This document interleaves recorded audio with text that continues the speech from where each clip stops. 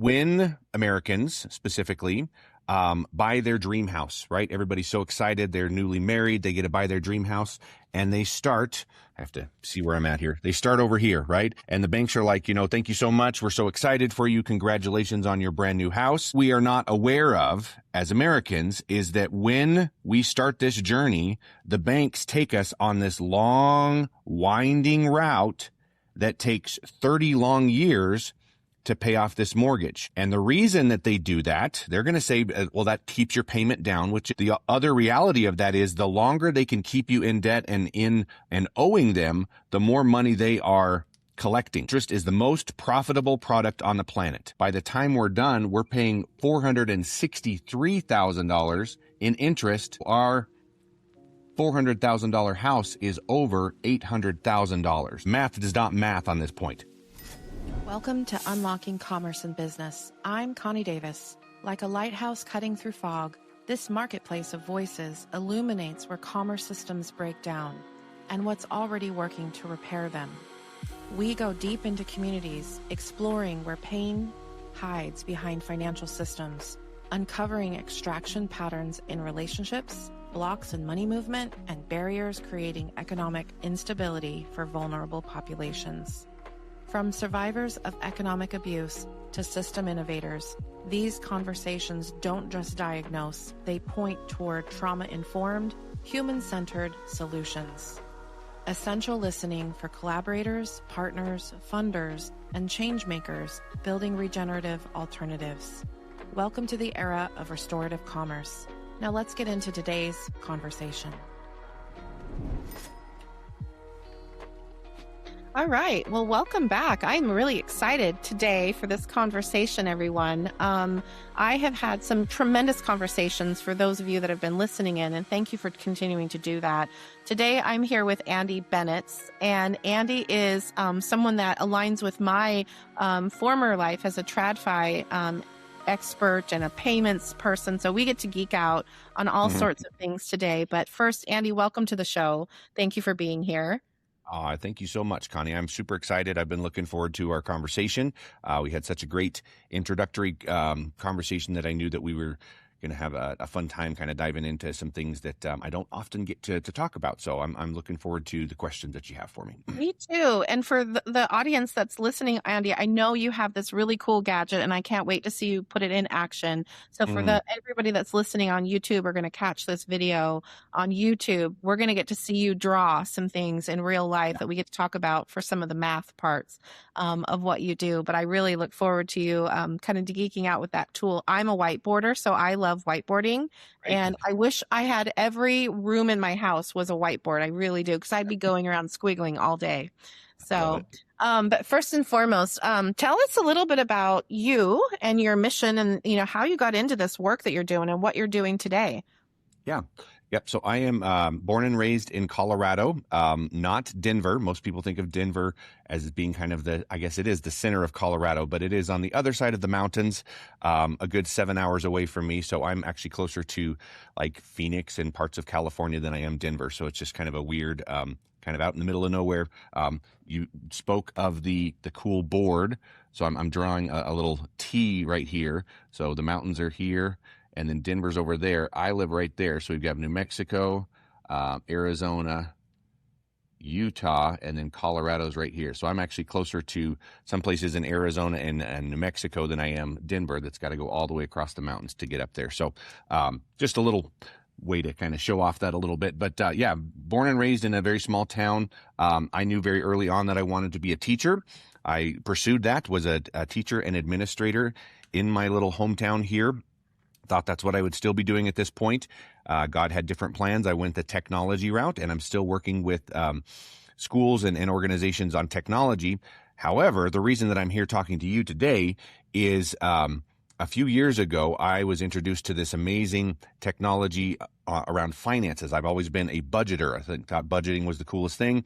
I'm a geek and I have like a hat of a budgeting app. Like that's the kind of level of like ridiculousness that I have about budgeting. And when I saw this new financial GPS, it was like just the scales fell off my eyes. I'm like, oh my gosh, this is the thing that I've been missing. Budgeting is great for now and in the past, but I live in the future, right? I need to know what my choices are today and how that's going to impact the future. And so when I saw that it was life-changing, it completely changed the course of what I want to do in the future, what I want to share with people, the education that I want to provide people. So that is currently where you find me, is just completely on fire and passionate about sharing financial literacy, financial education, and helping people that are in debt and wanting to get out of debt faster and having hope that they're not going to live the rest of their life buried in debt. We've got a great way to do that. So that's kind of where you find me right now. That's amazing, Andy. And thank you for the work that you do, because, a lot of it, I think as we uncovered in our pre-interview, the GPS is what I think we had some synergy around. And I do a lot of work with emotions, family, crypto, and commerce. And that is a very emotional period of anything with anybody touching the money, because it's an extension of ourselves. Emotions come into the play, and those are our signals that, hey, something's out of balance, whether it's a relationship or my relationship with money can even be out of balance. And I know, you really talk about a lot of empowering the American family.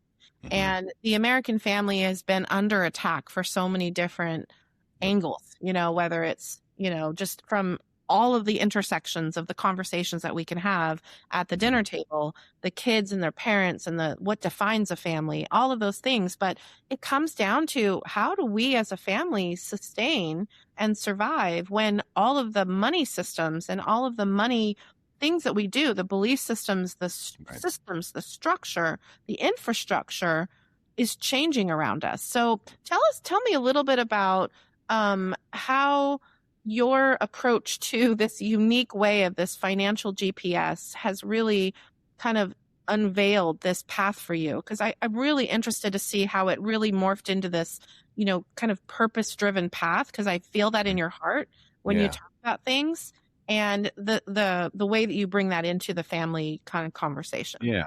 Absolutely. Let me, and I'll paint a picture with my words, but I'm also going to use my fancy little board here, just because it helps to kind of explain the situation a little bit better.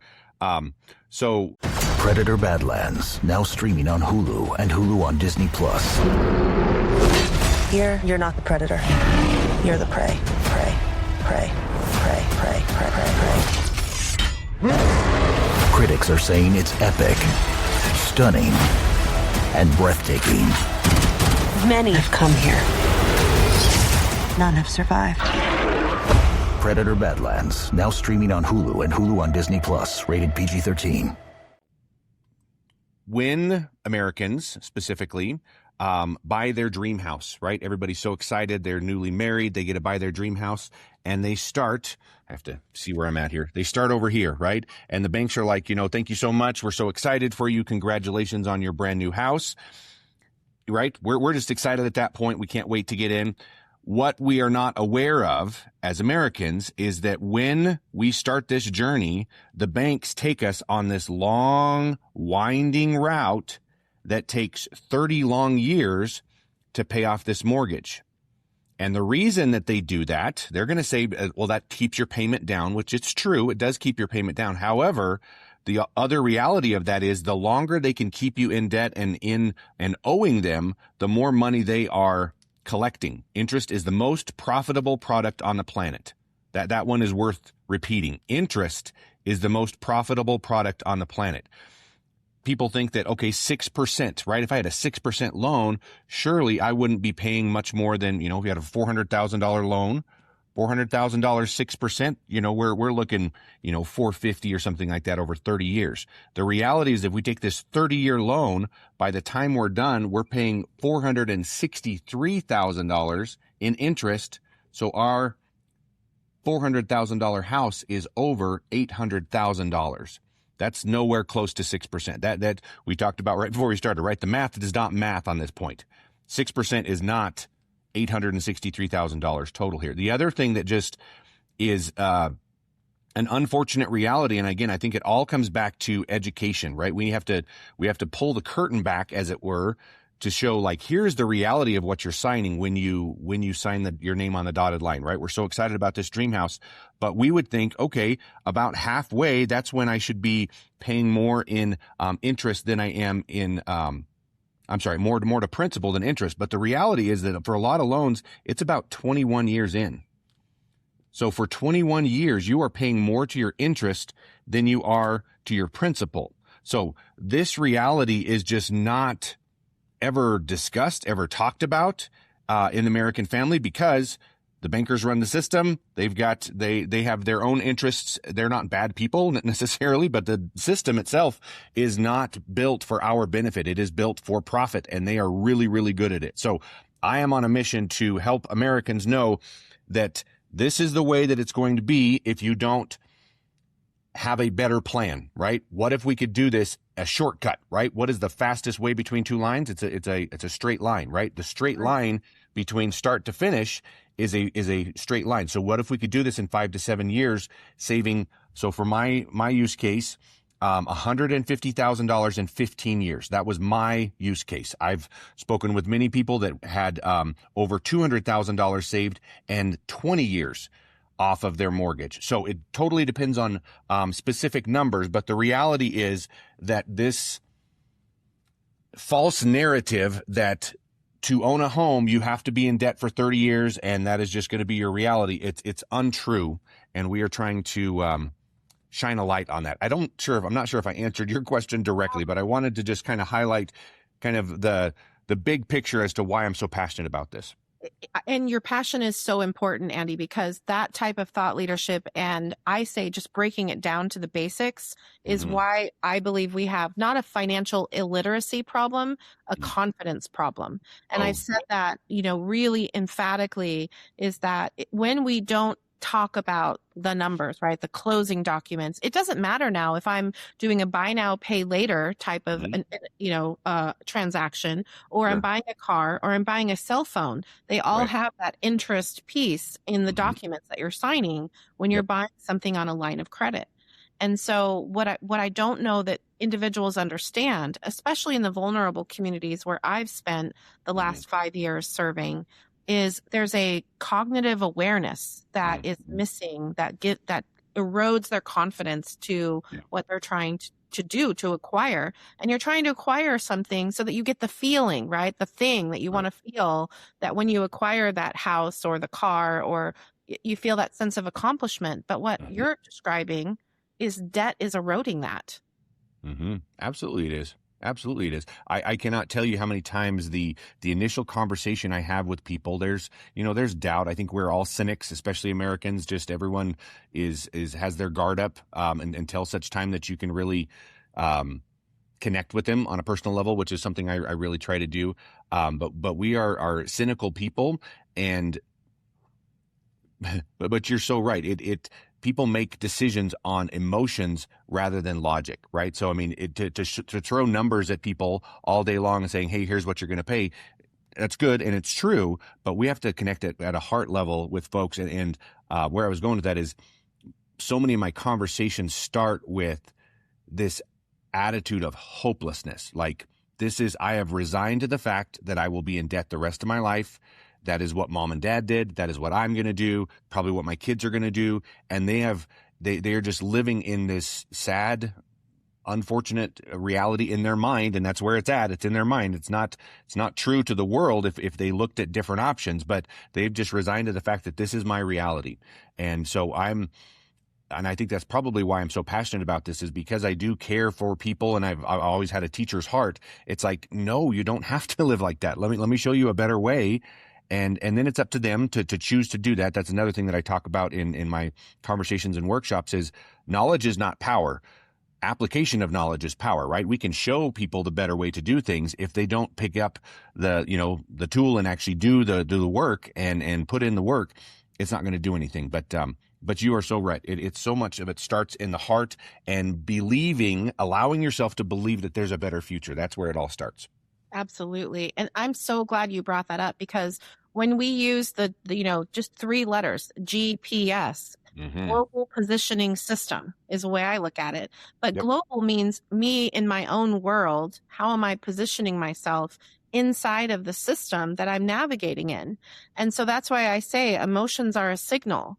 It's a cue into where am I positioned in my inner world so that I can go and navigate my outer world much better, right? So that I don't have all these gaps. And it's really important when we start talking about the name of the show. So the name of the show is Unlocking Commerce in Business. And everything is an exchange of value in commerce. People exchange their value. They get compensated for that value based on the time and the knowledge that they've acquired. So to me, that's where we've lost the spirit of commerce. But let's talk about how, and you get into this with your clients, how doing everything right that they think that they're doing, the credit reporting thing, the job, the buy the house, the whole, shiny box of everything that you're supposed to pull out of the box, still leads to this unnecessary struggle. Like, let's talk about that. Yeah. And I think really where it all starts is, again, it's, I often, and I don't know if I ever say this with clients, but I mean, this is kind of what's going on in my head. Like I need folks to suspend their current belief and allow the possibility that there might be a different route, right? I mean, if you are so locked in of like, this is the way it is, you what's the horse? You can lead a horse to water, but you can't make him drink. Like I could have the best thing in the world for X, Y, and Z, but if they're so convinced that the only thing to do is A, B, and C, I can't really help them, right? So a lot of this starts with open-mindedness and this kind of stuff. So I just want to make sure that we get the empowerment aspect of this, because obviously the word empowerment is very, very important to me. I think financial clarity restores confidence for people. And I wanted to comment on that because I think that is aligned with where you're trying to go with this of commerce being an empowerment aspect of things. Is if you don't have clarity as to where you're going, you're just kind of wandering about. And the reality is, back to your question, the system is not, and again, this sounds like I'm a conspiracy theorist, but it's just the reality. The system is not built to benefit consumers. It's just not, right? The bankers have been doing this far longer than we have, legal documents out the wazoo. They've got legal protection out the wazoo. So they are insulated and have this whole thing dialed in to an absolute art form that because we want to be compliant and we want the house, right? We want that. So we will go through whatever steps we need to do to get that house. And we're just signing papers left and right, to your point, not paying attention to what we are actually signing, right? There's this nasty thing called the total interest percentage that people just skip right over. It's in your documents, right? We focus on the APR, the annual percentage rate, but it actually says in your loan disclosure, this is not your interest payment, right? That's just your annual percentage rate. So there's just so much to dive into this, but I think the reality is that we need to open our minds to the fact that the system is rigged to not benefit us. So now we need to educate ourselves and do things in a smarter way, in a more efficient way that is benefiting us. And that's really kind of why I like this GPS aspect. Is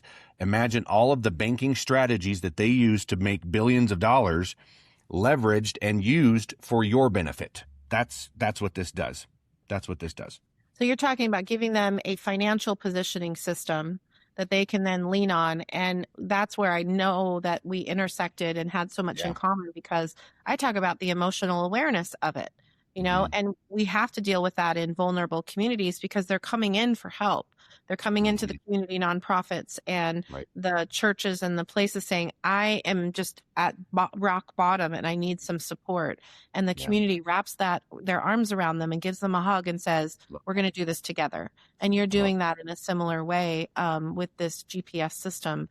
And I think that there are so many individuals like you, Andy. I have friends that are in the same space. I had a cohort of micro podcasters on my show, and Danielle was one of the voices that talks about this, from the housewife and the mom and the, just running the household. There's these unsung powerhouses out there like you that are talking about this importance of financial clarity. So let's talk about your perception on and how you advocate for this leading to stronger marriages, reduce stress, and that peace on the inside. Let's talk about that. Absolutely. Love to.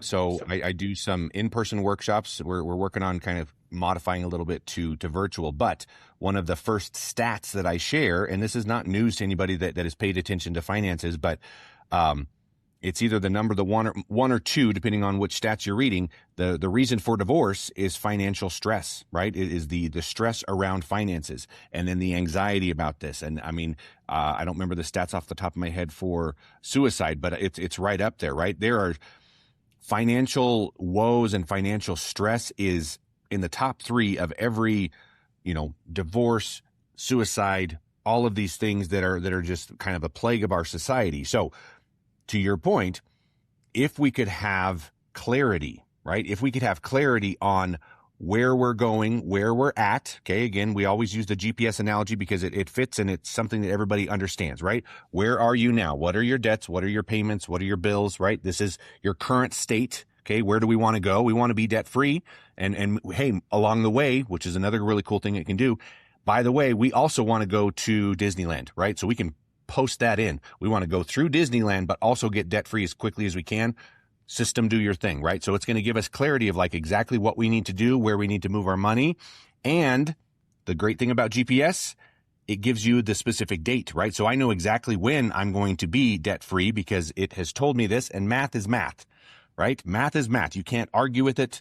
It just is what it is. So back to your question about what this can do for marriages. What if you just imagine a reality where rather than reacting to the financial problems that happen in a family, because everybody has them. I'm not standing here saying that everything is perfect in our finances. We've got things that we're working through and working on and this kind of stuff, right? So when life happens, thinking of it like a GPS, what does a GPS do? It reroutes you, says, hey, it was going to be 10.3 years, but because you need a new car, you know what? Now it's going to be 11.1. It's not 15. We can pay this off much faster, but it's going to give you exact down to the day clarity as far as when you're going to arrive there. And it allows you to roll with the punches. So when life happens, when the car breaks down, when you get a bonus, we throw that in there. What's the best way to strategically use this money to get us to where we want to? So as a married man of 21 years, what it's done for us is it eliminates the guesswork, right? Again, budgeting is great for current spending and what we've spent in the past, but it does nothing for what you're doing in the future. So now we couple all of that together with this financial GPS and says, hey, we can afford to do the new car payment because we put $500 down here. It does this to our debt-free date, but you know what? That's great because we need the car. We can afford it. It actually does this great thing where it says, you lose your job. Don't sweat it. You've got, enough built up in your emergency fund, which we always recommend, that you are good for the next 6 months. So find the good fit for your next thing. We got you covered for the next 6 months. So just the amount of peace of mind that this tool provides people is I can't even begin to cover the amount of impact that it has on families just because it takes all of the guesswork out and it gives them very mathematical precision as to what's going on in their finances. And you're talking about piece of technology, and I love talking about tech, and money movement is hard to follow when you don't have technology that shows, because money's become so invisible, right? It's so invisible, and you tap a card or you tap a phone and you're like, poof, money's moving out of the account. A couple of years ago, I was teaching 8 and 9-year-olds, the history of money for the Great American Teach-In. And I asked them, I said, what is money and where does it come from? And they go, my mom and dad's debit card, but then they hate that, my mom and dad gets really mad when there's fraud on the account and they have no money. And, but then you see, kids in the store tapping their phone going, there's no money on this thing, and I've heard stories where they call their mom, hey mom, can you put more money on there? So they really don't know where it's coming from and how they create it. And that's the commerce piece that I love to talk about is the activation of how do you actually get the money to you for something that you know or did for another person in service or in sales of a product to solve a need. And I think that's an area where we lose a little bit of our sense of purpose because the technology, the digital banking products that, the financial institutions have shows everything on a picture of spending or saving based on what's in the account, what's moving through the account. But you're talking about this bigger picture of the true navigation system. Right. That's Right. great. And again, we've already identified that I'm a former teacher. So I love that you're talking to 8-year-olds about what money is and where it moves and this kind of stuff. I guess to your listeners and this kind of stuff, I just want to double down and kind of confirm some of the things that I'm sure you're already talking about. Education can shift your economic outcome. It just can, right? If you are educated and you put into practice, we've already talked about that. This can change the future of what your future looks like, what your legacy looks like, right? Mhm. It starts with education and then it starts with application. Another one that's not fun to talk about, but let's be realistic. You have to be disciplined, right? It's not sexy to budget. It's not sexy to save. But you know what? If you can be disciplined and start investing. I do another thing in my workshop talking about the difference between, I think it was like Sarah and Bob, right? Sarah invests just a small amount from like 18 to 28 or something like that, and just lets it sit and does its thing, right? Whereas Bob starts later in life, invests a lot more, does it for a lot longer, but because it doesn't sit before he needs to pull it, Sarah is the one that actually ends up with more money. So this idea of being smart about your money, being disciplined about your money.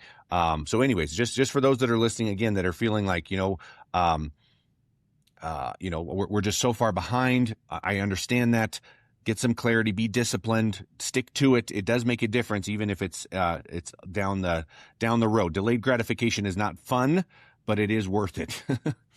Yeah, and we need to drill into that because a lot of the organizations in my kind of community, Andy, are in a survival state. So I just aired an episode just before just today, it actually went live about second chance, reentry. So people that have gone away and they've been in prison and they're coming out, they're trying to stabilize their family. So they're in a state of panic and survival. And how am I going to provide for myself? And let alone I have a family and trying to get work, in a community that really doesn't want to see me anymore because of what I did. So that's a tough place to be in. So what simple practical shifts in that state of survival would you help a family starting out, maybe reestablishing? What's some of the smallest things that they can do? Because you talked about delayed gratification. And I think that that's an area where there might be some conflict going on between emotions and actual money. Yeah, I think some very, very practical things that anybody can do, even if you're not, making boatloads of money, which reality is even people are not making as much money as you think you are. But anyways, that's a different subject. But a practical thing that you could do is automate your savings or automate your investments. Okay, so you've got $1,000 coming in a couple times a month, just for example's sake. Automate even $50. Doesn't seem like a lot, but I promise it will add up. Automate that $50 to go into not a regular savings account. Here's another little freebie. Find a high yield savings account. High yield savings account is going to give you so much more return than just putting it in your local savings account, because on average, the national rate of return for like a normal savings account is like 0.1 or 0.2%. That's not going to keep up with inflation, let alone actually help you out. High yield savings account are between 3 and 4%. That can at least get you a little bit extra each month. So automate that savings into a high yield savings account. Maybe a CD. That's another option. Those monies are tied up for a little bit longer, but that would be good as well. So that would be one.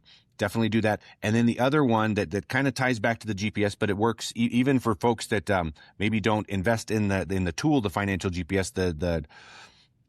The concepts are the same. We as Americans tend to round down numbers when we shouldn't. Okay. We do this financial analysis when we talk to folks and we say, okay, what are your bills? What is your income, right? What is your discretionary? I hate that term, but like what is basically after you've paid everything at the end of the month, what is the money left over, the discretionary income? And people are like, oh, well, it's, I got $10, I got $13, $18, whatever it is. I kid you not. I did this with a close friend of mine, and it started at $18. We shaved some things. Actually, we got it to about $100 a month. In $100 a month, she was able to, using the GPS, go from over 30 years, because she had lots of different debts, into 11 years. Money matters, guys. Even every cent matters if you put it in a strategic way to help you get to your path, wherever that is, right? Debt freedom and this kind of stuff. So don't sleep on those small little increments that you can use in a smarter way. So automatic investment. Don't sleep on the pennies that you can invest and use in a strategic way to help you get to where you want to go. I hope that helps. No, I think those are great tips. And I think it aligns with even investment of time, so people go, where did all my time go? And we say, stop, spending as much time in things that aren't actually creating some form of an asset for you. And I talk about, because I lean in to the future of money, which is really where, blockchain and technology continues to intersect with the technology that you're using today will eventually evolve into, I'm sure, the future of where we're going to be in 5 years from now. And it's moving so fast. And we have, tools like AI, and we have tools like the future of mobile banking apps and digital wallets even that can continue to show us where those assets are going to continue to build. Right. So we lean into building assets with our time, our knowledge, our resources, our social capital. Even we're talking about social capital now as assets that how you and who you spend time with actually help to curate the type of person that you become in the future. Absolutely. And that's what you're talking about, is making the most of the assets. Don't sleep on those pennies. So I love that. That's a great phrase. Yeah. Yep. What else do you see as trends for the American family? Because you mentioned inflation, and inflation is a big, dirty word now. How do you empower families against inflation? So a good friend of mine, a mentor in this new space, this is going to be a roundabout way, but I promise I'll get back to answering your question. We talk about, we're a couple months into the new year, right? So what are everybody's New Year's resolutions in America, right? It's generally, lose weight or get better financially, one way or the other, right? And both of those things are very similar. To lose weight, typically, not saying anything about, different conditions, right? We eat less and we exercise more. Eat less, exercise more. That's kind of how we do that. For finances, generally, we spend more and we spend less and we save more, or we earn more, right? I mean, it's not rocket science. So to your point, how do we protect against inflation? Well, we need to put it in a place that's actually keeping up with inflation. Again, putting it under your mattress, having cold hard cash under your mattress, tens of thousands of dollars when you're in debt does not really do you any good, right? Put it in a place that it's actually going to gain some. There are protections that we need to make sure of, right? So don't put everything in the market or something like that could go away the next day. So be smart with it, but also don't just have it sitting there doing nothing, right? If your money is not working for you, you are losing money. That sounds really harsh, but I think it's really, really true. If your money is sitting there doing nothing, you are losing money slowly. So just that in and of itself, be aware of that, put it in a way that put it in a form that can gain money. And the other one is just the reality of, we are in an economy at this point that most Americans have to have some type of secondary income. That's just the reality, unfortunately, because things are so expensive at this point, whether we like it or not, unless you've got a really plush job, most people are having to do some side gig stuff or some secondary work to help things, help ends meet and this kind of stuff. So that's the other thing that I love about this financial GPS is there is an opportunity for people like myself and others that just like to share, good things, that you can be compensated to share this idea with other people. So not that that's the only way, but that is one way that I love, because I know that what I'm doing is good work, and I know and I can see in my clients' eyes and my customers' eyes what it's doing for their future and what it's doing for their stress level. So why not share something that's going to benefit them that can also benefit you. So I would say don't sleep on the fact that, you're probably going to need a secondary income. Find something that fits your speed and something that does good in the world, which I think this one does as well. Yeah, that's super cool, because it's almost like you're talking about technology that gives us instant gratification on what that stability could look like in the future. And that's very peaceful, thinking about for anybody that's especially anxious about money and thinking about a side hustle. And is there some piece of technology that can kind of harmonize that for us? And it sounds like that GPS system might be some tech that's worth looking into. So how do you work with that? Is that you're saying that there's a opportunity for individuals to take that and almost use it as a side income and they get involved in that? Yeah. Can you talk It's a an little bit agency.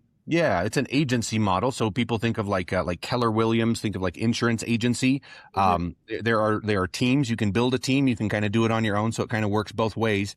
But it really is just there's two levels of income on it. You can be an affiliate, which just means you're sharing the idea of this. You have your own little URL that kind of funnels people to the right thing. And then an agent, which is what I'm doing, actually takes care of all of the conversation, goes through the debt analysis, walks them through the process, figure out if it's a good fit. And then if through that process, it is a good fit and it can help them, there's compensation that is made just by the affiliate up to like $500, which is, in my estimation, pretty considerable, thinking that that's only for a referral aspect of things, right? So wow. Connie said, hey, my friend has some student loan debt and a mortgage. Would you mind talking to her? Absolutely no problem. We have this conversation. If my conversation with Connie's friend turns into them purchasing the financial GPS, Connie gets $500. Her friend gets tens of thousands or hundreds of thousands of dollars of savings, half of her mortgage cut in half, and then everybody wins. So that's kind of that's the simplified way, but it really does work just like that. The agent model is just a little bit more active, where you're talking to people, you're running numbers. The compensation on that is obviously more profound, just because you're doing a little bit more work. But either of those are phenomenal and very real. Just for a side note here, the company is based in the United States. I know people start thinking, oh, technology, this, is it legit? It's been around for 20 years, A+ Better Business Bureau rating. So it's been very, very established, very highly rated on Trustpilot. So it's really good people that you're working with as well, just for whatever that's worth. And that's really important to me, Andy, because I talk about, how do we make technology more, we use the word trauma informed, because when you solve for the least sophisticated person, and what I think I'm hearing you say is you have this opportunity to kind of have a roadmap of where you're going based on where you are today. Yep. And that's a reassuring, map that you use to kind of GPS global position yourself in your financial future. Right. And it's the ability to be used by anybody. So that means that it could be considered trauma informed. It could be considered for the lower sophisticated person who might not really like tech, may not like their digital banking app, and may still need help for like kind of that map. Could be a great tool, it sounds like, for people that are working with clients for budgets or financial literacy counseling or what have you as well. So absolutely. There's a lot of, sounds like a lot of use cases here. So I'm glad that you're here to share that with us. Absolutely. Happy to. What do you see in the future for teaching about financial technology? And I'll tell you why. Here in Florida, we have a financial literacy mandate, and it's an unfunded mandate, but there is a number of principles kind of in that mandate where we're looking at how do we teach present form of money in financial systems that are changing while they're changing. Right. And they're literally changing from a technological route, like the blockchain and cryptocurrencies and digital assets and stable coins. And there's kids that are seeing this in live, real-time experience with the apps that their parents are giving them, are starting to talk about, you can buy Bitcoin, you can buy XRP, you can buy these other forms of currency, and you're switching them out. But how do we teach kids in that generation, in that timeline of things like this that are so dynamically happening?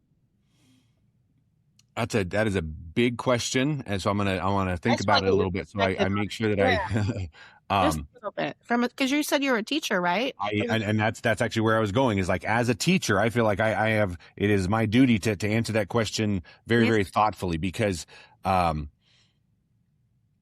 unfortunately I do see this a lot. Especially with, I'm mid 40s at this point. So definitely in my generation, but definitely in generations a little bit older than me, things that people don't understand. Well, we'll say teachers, right? Aspects that teachers don't understand. Unfortunately, once they get to the point where like, hey, I'm about to clock out or whatever, or that's scary, or that's something that I don't know about, rather than leaning in and digging into that and finding out what it is so we can empower future generations, which is what we should be doing as teachers. What do? I don't know about it. I'm going to bury my head in the sand and I'll let somebody else think about it. So shame on all of us that think that we can just bury our head and pretend like this is not happening, because I know Connie has talked about this a lot to listeners and in lots of different episodes.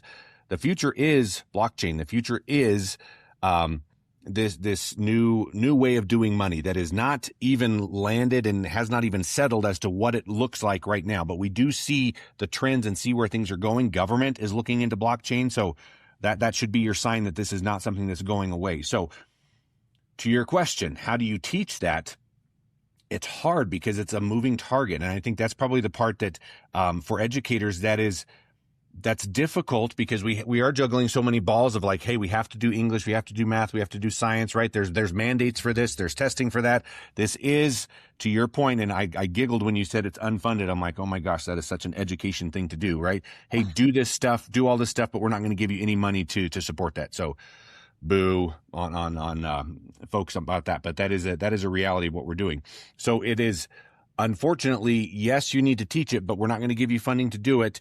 And you probably have to figure out what your resources are to do on that as well. So I think it is incumbent on your, people like yourself, thought leaders, which is what I'm hoping to be or associated with, if nothing else, to take it upon ourselves of like, okay, where are the trends going? What are we going to do about that? How can we package this in a way and then deliver it to teachers that are not very tech savvy, that are maybe a little bit nervous about this? They don't want to dive into that. So how can we kind of spoon feed this to teachers that are maybe not very tech savvy? Because it's not really about them. It's about the kids learning about what this is and at least being exposed to it, right? You don't need to know every single type of cryptocurrency out there, but you do need to know what the basics are of blockchain, how it works, what this is, what this possibly looks like in the future. So I don't know if I've answered your question, but I think it's on us as thought leaders to kind of create that curriculum, for lack of a better term, or that learning aspect, and then deliver it to the people that are maybe a little bit more hesitant. I think that's probably what it's going to look like. Yeah, Andy, and I am so glad that you brought that up because, one, you're echoing sentiments from instructors at the high school, middle school, and even college level, community college. Excuse me. They don't even have the curriculum. Their curriculum, it needs to be modernized. And that's the verbiage that they use. So my textbooks don't have any of this in that. And how long is it going to be until the textbooks? And I did have some interviews with higher ed kind of thought leaders and executives. They're saying until it comes down from DC into the state and into, the local level or our vendor level, when all that stuff gets ushered in, then there's going to be a period of time where the instructors have to on-ramp themselves to it. So that's the intersection point that I've actually decided to help with, is because I've got such a rich background in TradFi, 30 years building systems and doing the educational things of, hey, what's a check card? What's a debit card? What's Apple Pay? I've had to simplify some of this technology for people to learn how to use it and what's in it for them when they do learn. And that's where I think we can help the teachers, current teachers, get more comfortable, is by a train the trainer type of a program. Absolutely. And so that's where, at least in my community, I was just talking with Lavinia Osborne, who's the founder of Women in Blockchain Talks, an organization that's coming into the US from the UK. And she has done a tremendous amount of service to the community of teachers over in Europe, where this really started with Web3 and blockchain. And, she's all about the path that we're taking here in the US to bring the Women in Blockchain Talks brand over and talk about how do we teach everyone? How do we break this down, to your point, the ABCs of blockchain? And there's some really cool projects that are starting to do that. So I want to just encourage you that help is coming. We have a lot of individuals that are really passionate about making sure that we get some of these fundamentals out to the community teachers and help lift them up, because it's a big load. It's a big load for the teachers. And they have a hard job already. So. Yeah, we know you do. And I mean, as someone that has been in schools and also with my current technology company, we do curriculum work as well. It made me giggle because you said, educators are like, well, when we get the textbooks, like, oh, goodness gracious, where do we start on that? People, it moves faster. we can't rely on the next textbook to be printed because things are changing so rapidly. We need to adapt how we learn. And I think COVID, for all of its, awful things. I'm not talking about the actual pandemic itself, but just for the impact that it had on education. Yes, it was traumatic. Yes, it was difficult. And were educators and the education system prepared for that? Absolutely not. However, it thrust us into this reality of there is a place for online learning. There is a place for virtual learning. Is it ever, in my estimation, going to replace face-to-face? I think not. I really don't. I think, AI is great and that can enhance things. Face-to-face, heart-to-heart connection is always going to trump that. That's my own personal feeling on this, but I think that, so yes, you are correct. There's a lot of hurdles that you and we have in front of us trying to get this, to kids for them to learn. And a lot of that is just kind of battling this idea of like, well, we have to have a textbook to be able to teach from. That's the first problem, because it's going to be changing so rapidly that we need to have a little bit more of a dynamic way to deliver curriculum.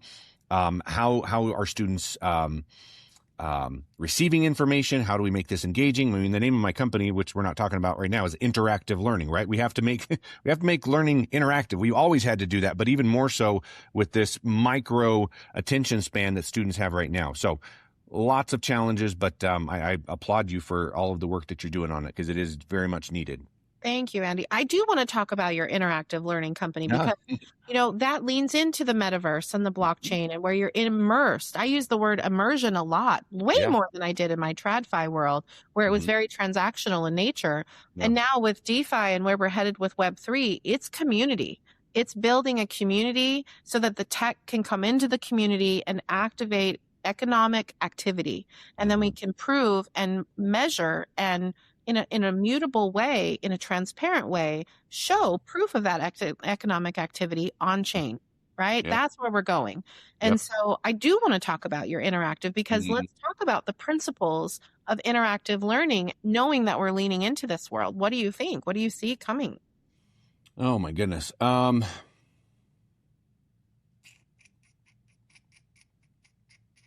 I'm not sure I'm the expert that you would need in this space. I mean, our work with interactive learning has been 20 plus years, more focused on hardware, kind of helping develop curriculum for JROTC and different things like this. I don't know if I can enter the sphere of the thought leader as far as how things are moving forward in that space of blockchain and that kind of stuff.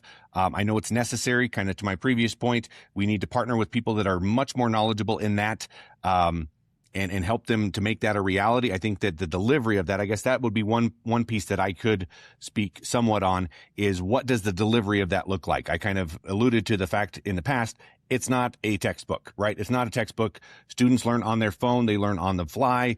They need to be able to access this at home. So how can we make a learning platform that allows them to learn in the class, outside the class, have teachers be able to readily and easily be able to provide feedback? Is that AI assisted? Possibly.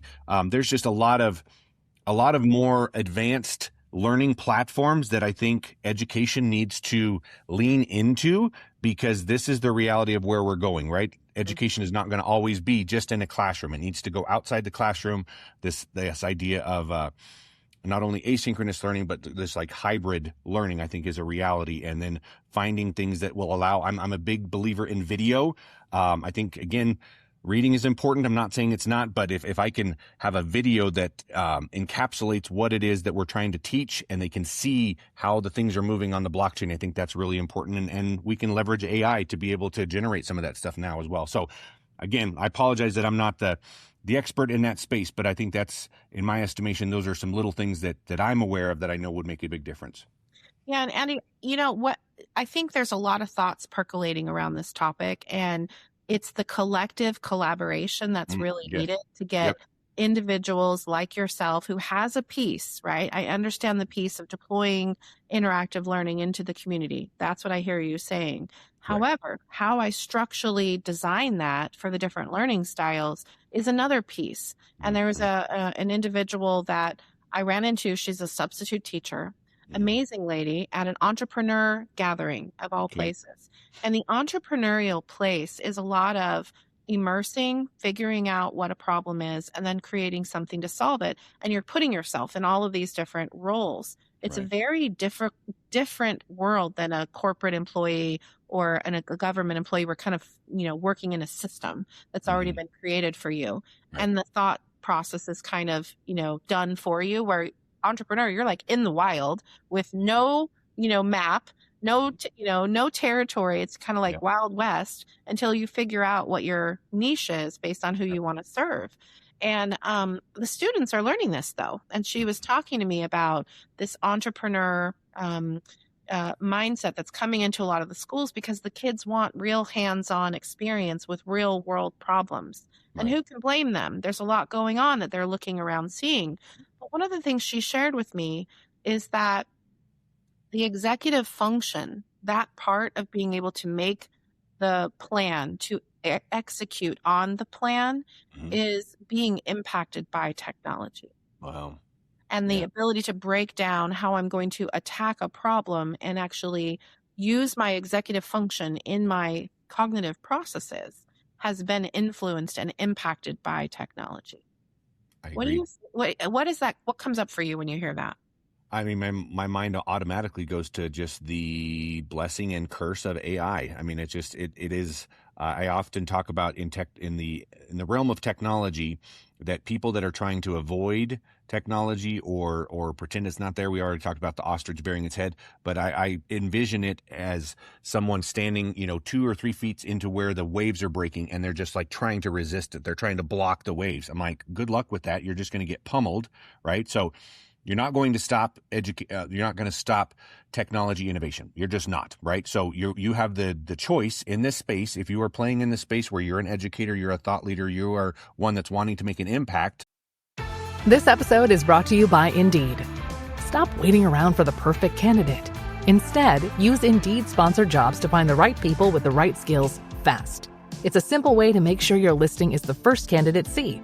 According to Indeed data, sponsored jobs have 4 times more applicants than non-sponsored jobs. So go build your dream team today with Indeed.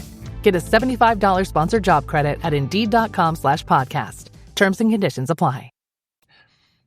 Don't avoid it. Ride the wave, right? How can we leverage what it is that we have at this point? And again, having this conversation today compared to what it would have been 6 months ago or 2 years ago is vastly different, right? The emergence of AI and how it's day to day just growing and just getting so much more powerful.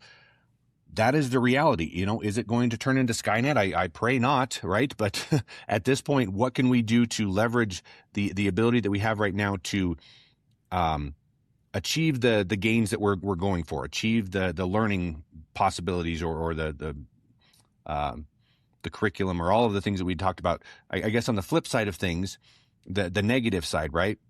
I am aware of and very concerned, less so about, AI taking over the world and more about what is it doing to the cognitive functions and the critical thinking, right? For the last 10, 20 years, right? We've been pushing critical thinking, collaboration, this kind of stuff. It is a tool. Yes, leverage it. Yes, use it to expedite things, kind of brainstorm some different things. That's a fantastic way of using AI. Don't allow it to be your brains, right? Don't just dump into it and then just regurgitate whatever AI. Like, use it as a tool to be able to enhance and speed up some of your learning process. Don't get over reliant on AI to the point where you're not doing your own thinking. That is something I am concerned about.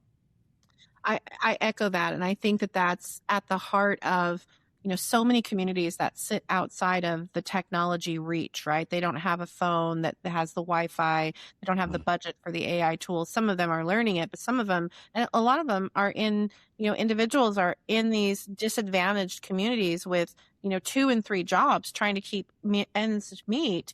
And they don't have time to stop and learn about some of the new things. So that's where the economic development and job development and all the things are happening at the community level to really expose them to some of these mini boot camps and some of these mini workshops. That is a whole different side of the cognitive, where that processing capacity of, can I even take in more information while I'm in survival mode, is a whole different conversation. I can't make space for it when I'm in survival mode trying to keep the roof over my head, let alone keep up with might be happening everybody who has time to sit and scroll on their phone and experiment with all these AI tools has time to do. So we've got two different spectrums here. And how do we harmonize the journey for individuals that are on either side of the spectrum? Yeah, that is a challenge for sure. I will say that I have not had opportunity or been really in the space of working specifically with people in challenging situations. I hats off to them. A good friend of mine that I bought this company from works with homeless in Denver, like the unhoused in Denver, and I applaud. It is such there's so much. There's such a dynamic about that, right? I mean, we don't have to go into all that, but I mean, you kind of even talked about that. There's the emotional aspect, there's the belief aspect, there's the shame aspect, right? Like, are they fitting in? Are they being accepted, right? I applaud everybody that is in that space. That is a level of complexity and challenges that I don't have a lot to speak on, but I'm glad that there are people that are working on that. Yeah, and I think you alluded to it too, Andy, is that, you said, I've got this piece. I can do, things with what I have as far as my financial GPS technology. I'm doing things that I can do with families there. You've got the, interactive learning platform, which you're doing. Obviously, you're making, inroads for organizations to move education into certain communities. And that's, we applaud you for that. Everybody has a piece to play. Yeah. And then I think you also challenged the AI side of it to where it's like, guys, we are still humans that are educating one another. Without humans, there are no technology advancements, right? We're the ones that are bringing the creativity and the innovation to the tool that technology has become, whether it's moving money, moving supply chains, or, teaching individuals. It still comes from that human to human contact and knowing that that's happening. And that, to me, is the root of commerce. In the old days of our commerce marketplaces and our trading posts, there was different forms of money back then. There was commodities that were traded. And this concept of interest, which I'm so glad you brought up at the beginning, how do we flip? How do you teach the family to flip that interest into their into an asset for them? Because I'm sure that's part of your story and narrative, and the way that you teach them is to help them really accelerate the strategy to help them collectively save interest from interest being an enemy of theirs to becoming a friend of theirs. Yeah, I mean, and that's a deep question, so I'll do my best to kind of condense it. But it does start with having a roadmap. Where are you going? What are you doing? And again, another clarification just back to the GPS aspect, because people get very everybody, right? Everybody gets a little bit antsy and a little bit nervous when it talks about moving money and this kind of stuff. Thinking GPS, as far as what it is that I'm talking about, your GPS never reaches over, grabs the steering wheel and turns for you, right? That's not what it does, right? It's just going to inform you, hey, if you want to stay on track to be at your destination as quickly as possible, now is a time to make a strategic transfer, exact this down to a penny on this date to this thing to pay this down to save the most interest, right? It's going to say that if you miss that, it's going to say, hey, next off ramp, get off. It's going to be a little bit more, but you're still going to be on the most efficient route. So just as a clarification point there. I think that's powerful, because you're talking about going from this victim mentality that some people say, oh, the system did this to me, or money's so invisible that I didn't see that fee come out of my account, and now it's an overdraft situation and it's just completely exploded and exacerbated itself. Yep. You're saying you've got technology that helps them make more empowered choices. Absolutely. Right. So empowered is one of my favorite words. I've got the Empower Wealth Solutions, which is the company that I do all my financial work with. I've got a podcast called Empowered Learning. So yes, empowerment is a huge mission and drive for me. And to your point, it does. This idea of financial GPS does empower you to make the best financial decisions for your future, right? And you can, and that's the other thing that I love about this.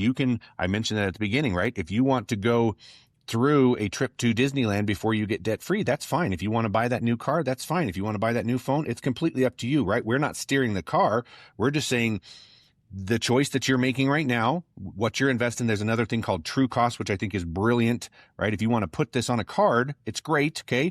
But we can hit a little button that says true cost, and it says, okay, here's what the cost is, right? If you're putting it on credit, it's going to be a little bit more, but by not using this $1,000, $2,000 towards your debt, it actually ends up costing you $3,000-$4,000 because now you don't have that ability to pay things down. So it's a matter of being informed, right?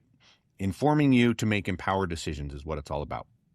And I think that's the ultimate map, Andy. So thank you for coming on here today and showing us a little bit more about your heart, your why, and you're talking about the how, so we can all investigate. So how do people find you? Tell us a little bit more about how they connect with you. Where do they find you? We can put that in the show notes as well. Yeah, exactly. So I know that some people are just listening. So the easiest way to find me is empowerwealth.solutions. Empowerwealth.solutions. There's a get connected button right at the very, very top. Has my contact information on there. I love to meet with people virtually, so we can hop on a real quick Zoom and just have a quick chat. Where are you at? What are your goals? What are you wanting to do? I will tell you right now, the financial GPS is not a good fit for everybody, but it is a fit for a lot of people, right? So we can have just a very low key, get to know conversation, figure out where you're at. And then I will do my level best, because I care about people, to give you at least something, right? Whether that's a high yield savings account that I would recommend, or an investment strategy. Again, I do this this is the experience that I have. I'm not licensed as a financial advisor. I'm just saying this is what has worked very, very well for me. So I'm speaking from my personal perspective on that, but would be honored to have conversations with anybody that is interested to hear. And I guess if you feel like you are in a spot where you have resigned to the fact that you're going to be in debt the rest of your life, schedule some time and let's have a conversation, because I'm pretty sure we can find a way out of that, where we can get you going on that path to where it's not 30 years, maybe it's 15 years, maybe it's 10 years, right? And then we start adding a little bit of extra income. Maybe we can shave that down to 7, right? So it's all a matter of working smarter, not harder, and using some tools and empowering your decisions. So I would be honored to have conversations with folks. Awesome. And Andy, what if so I know a lot of people in my community are, their side hustle already, or they're trying to do something with what they care about, purpose to passion, right? Or to profit. And from that purpose side, where they said, I want to help individuals with budgeting. I want to be like there's financial social workers, and there's financial literacy teachers and coaches. There's a lot of them in the small business communities on Facebook, for example, that I communicate with. How do they get to learn a little bit more about this GPS as an affiliate? Absolutely. So all of the sides, right? I would love to talk to folks that could be potential clients that they're in debt, they're wanting to get out of debt, build wealth. I didn't pause for just a second here, because I do want to share this. You would ask specifically, like, how can we build assets and build wealth with this kind of stuff? Obviously, the faster you're paying things down, the more you can put money into that. Another one of the numbers that we give in this analysis report is, say, hey, we're saving 20 years on this mortgage. What if you put everything that you were putting to service your debt towards investments, and we can only legally show a 1% return, which we know is ridiculous. We can put that in like a 5 or 10% return, but it's often in the millions of dollars, which is just crazy when you're thinking like, oh, I'm just going to be getting out of debt in 30 years. What if we could pay that off in 10 and then build wealth up to the point where, when you would have been paying things off, you now have $1 million in your bank because you use your money smarter. So I had to take that opportunity to say that, because it is so much more than just getting out of debt. It is transferring debt into wealth and then using that money smarter. So just for that, to your question about the affiliate and agent, I'm excited to talk to clients. I am very, very passionate also about building a team. I need to find other people, to your point, that are in this space, having these conversations with folks of like, hey, I really want to buy this house. We just don't have enough money to do that. Those are great conversations to have. And again, I hope that after an hour of hearing me talk here, I am not a pushy guy. I am all about information. I am the messenger, not the message. I will just deliver, like, this is what it is that we can do for you. And if it's a good fit, we have a conversation, we move forward. And if not, again, we give you a couple tidbits and we wish you, the best. So, if you are listening to this, or your colleagues, are doing side hustles, side businesses, and this kind of stuff in the space of trying to help people with their finances, literacy, helping them with mortgages, helping them with debt reduction, anything like that, I welcome a conversation with that, because it is such an easy parlay from the work that you're already doing, right? You're already talking to people about wanting to buy a house. Say, hey, this is great, but what if we, in addition to this, once we find this awesome house for you, what if we could pay this down in half the time and save you $100,000? Wouldn't that be worth a conversation, right? So those are definitely people that I'm looking forward to talking to. And the other really cool thing about our company is there's no limits or territories, anything in the United States we can talk to. So I mentioned right before we got on here, I'm going to Orlando tomorrow for a big conference with like-minded folks. So we are looking to build a massive team. We've saved our clients almost $3 billion in interest over the last 20 years. So we are marching towards $5 and then $10 billion. We're working hard to take back the American family for sure. Absolutely. And it's so empowering to do that. And just the peace and the harmony on the inside that they feel when they get that clarity. I know what happens when you can get clarity on how you're believing about and feeling about certain things. So let alone the money's the other side of the coin there. So thank you for the work that you're doing, Andy. And thanks for coming on the show to talk to me today about your mission and where your heart's coming from. So we're glad to see you. Thank you, Tom. All right. Thank you. See ya. Thank you for listening to Unlocking Commerce and Business. If this conversation resonated, here's what you can do. Subscribe for weekly conversations with survivors, innovators, and changemakers, building regenerative alternatives to extractive commerce. Share this episode with collaborators, partners, funders, and changemakers in your network. The people ready for restorative commerce need to hear these voices. Drop a comment below. Tell us what patterns you're recognizing or what solutions you're building. We read every one. Commerce is everywhere, and healing extraction patterns inside our communities creates regenerative commerce outside. Like a lighthouse, we're here, exploring and cutting through fog, pointing toward what works. Welcome to the era of restorative commerce. Until next time, explore courageously, build sovereignly. You are the source and store of value. This is Connie Davis, signing off. Thank you for being here. LifeLock, how can I help? The IRS said I filed my return, but I haven't. 1 in 4 tax-paying Americans has paid the price of identity fraud. What do I do? My refund, though. I'm freaking out. Don't worry, I can fix this. LifeLock fixes identity theft guaranteed and gets your money back with up to $3 million in coverage. I'm so relieved. No problem. I'll be with you every step of the way. 1 in 4 was a fraud-paying American.